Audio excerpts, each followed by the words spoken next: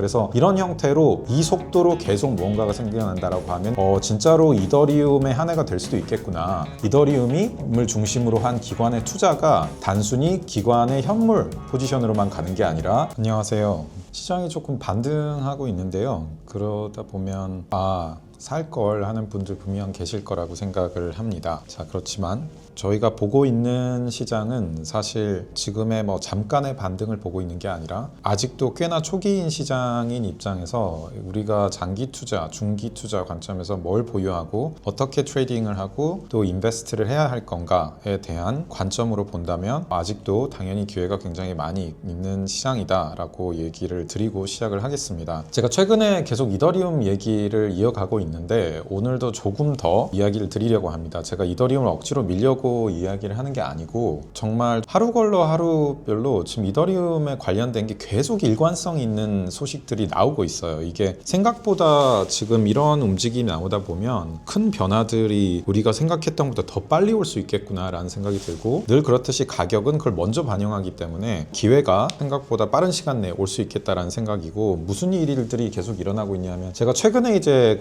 다뤘던 영상이 있었어요. 안 보신 분들 한번 보셔도 좋을 것 같은데, 블랙락에서 이더리움 ETF를 냈었던 거에서 추가해서 이더리움을 보유했을 때 운용을 해서 운용 수익까지 벌 수 있는 이더리움 스테이킹 ETF를 SEC에 신청을 했었고, 그 이후에 이제 그 비트메인에서 이더리움을 보유하고 있는 수천억 원어치의 이더리움을 직접 스테이킹을 한 사례가 이제 나왔고요. 또 이번에 바로 이제 어제 무슨 일이 있었냐라고 하면은 그레이스케일이라고 하는, 잘 아시죠? 옛날에 ETF 쪽에선 선두주자까지 가진 못했지만 이제 그 신탁 형태로 그래도 꽤나 유의미하게 이 시장에서 비트코인부터 여러 가지의 이제 시장 기관 분위기를 이끌어갔던 이 투자사인데, 거기에서 운영하고 있는 ETHE라고 불리우는 이더리움 실물을 들고 있는 신탁에서 4.1 빌리언 달러치의 이제 규모를 가지고 있는데, 여기에서 좀 놀라운 거는 그 운용을 한 지난 작년 10월부터 신청을 해서 운용을 하겠다라고 발표를 했는데, 작년 10월부터 작년도 말일까지 12월 31일 기준으로 운영한 수익을 배분을 하겠다라고 나왔습니다. 그래서 그 배분을 한 규모가 대충 한 3% 정도의 수익률이지만 그 운용 수수료를 빼면 한 2%대 정도가 될 거로 보고 있고요. 다만 이걸 현금으로 그냥 배분을 하겠다고 나섰어요. 이게 어떤 의미를 가지냐, 우리가 주식을 보유하고 있을 때 영업을 잘 하고 했을 경우 주주들 대상으로 가치 환원을 단기적으로 해주는 경우가 있죠. 배당 형태로. 그런 것처럼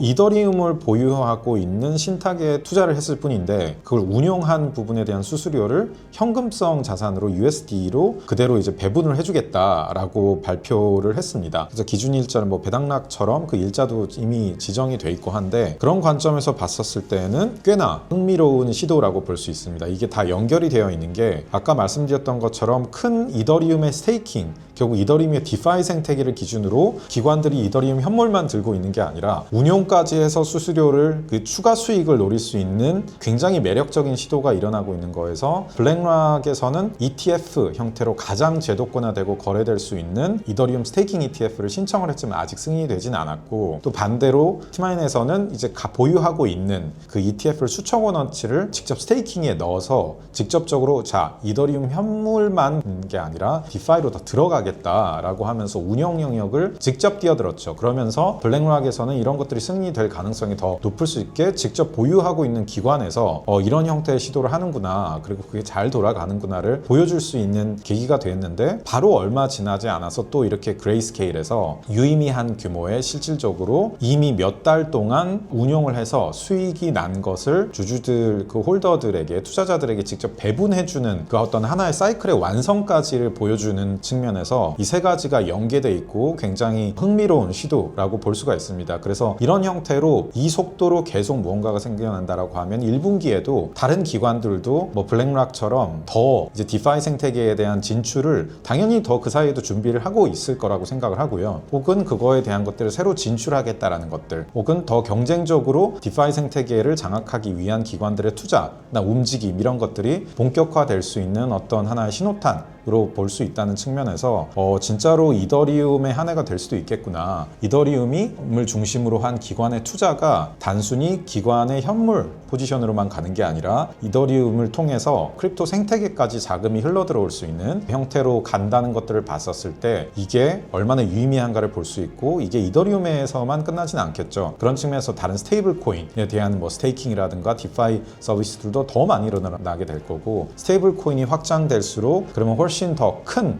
자금들에 대한 운용까지도 디파이 생태계에서 담당을 할 수 있는 그런 시나리오들을 봤었을 때 지금 이런 기관들 블랙락, 비트마인 그리고 또 이렇게 그레이스케일의 움직임들이 그냥 하나하나 또 하는구나가 아니라 이게 크게 빌드업이 되고 있구나라는 관점에서 꼭 주목을 하시면서 이와 같은 이더리움의 디파이 생태계, 운용 생태계의 확장을 매우 유념하시면서 보시면 좋을 것 같습니다.